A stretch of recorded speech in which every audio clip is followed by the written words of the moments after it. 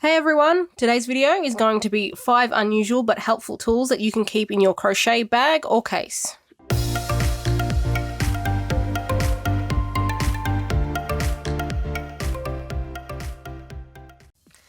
Number 1 is a nail file or an emery board.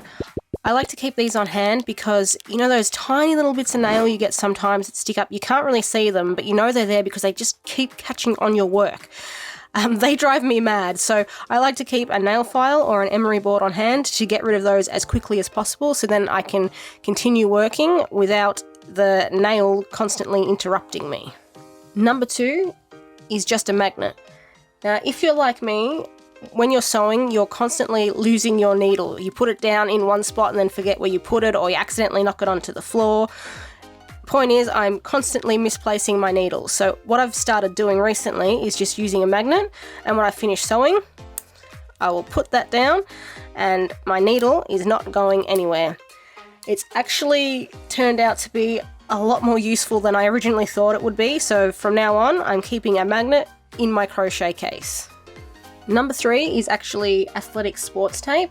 Now this is useful if you tend to work with wire a lot, because I find the athletic sports tape is really great for keeping the wire together, like the ends together, because it's incredibly sticky. Now I generally prefer the brown sports tape because it's a lot stickier, but I actually ran out of that a couple of days ago, so I've just got this little bit of white athletic tape for an example. But if you're working with wire and say you put the ends together like, oh come on, like so, and then you can just use the tape to wrap around it a few times, and then that wire will stay there. It's not going anywhere. The athletic tape is really good for that. So if you tend to work with wire a lot in your, say, your amigurumi pieces, I definitely recommend getting some athletic tape. Number 4 is a measuring tape. Now I think it's fairly obvious what you use a measuring tape for, but what I mainly use it for is blocking, because my blocking setup pretty much consists of an old towel with pins stuck in it. I use the measuring tape to make sure that all my pieces are the same length or width when I'm blocking. But what I mainly use it for is when I'm crocheting amigurumi and I'm not working from a pattern, I'm making my own design and I'm working off an image or a drawing of mine or something like that.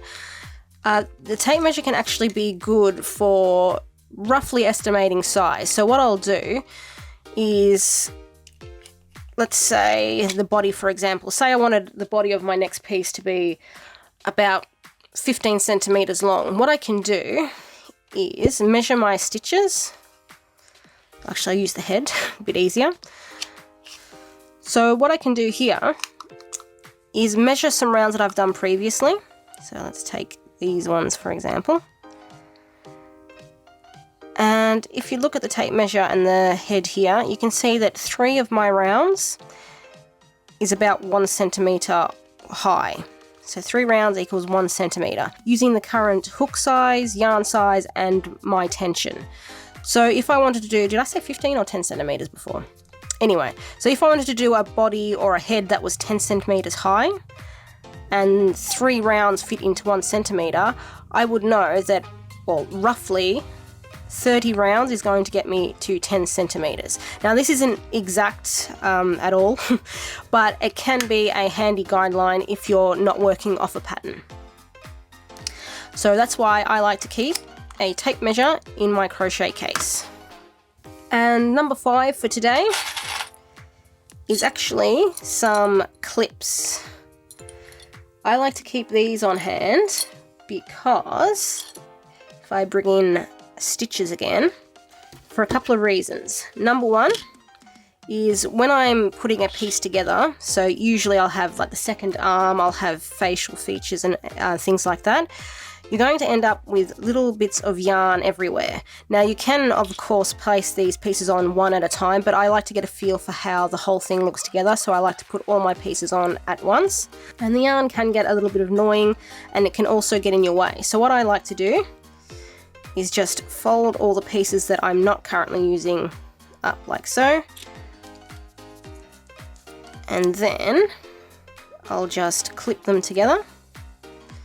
or sometimes if the body piece is actually small enough, because it doesn't work with the really bulky pieces, but I'll even clip the ends to the piece itself.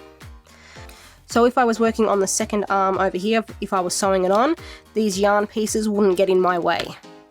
Another thing I like to use clips for is when I'm working with a lot of colours. So if I bring in the hippocampus I made a while ago here, with the tail, you can see that I had quite a few colours going, and I was doing multiple colour changes, especially towards the end here.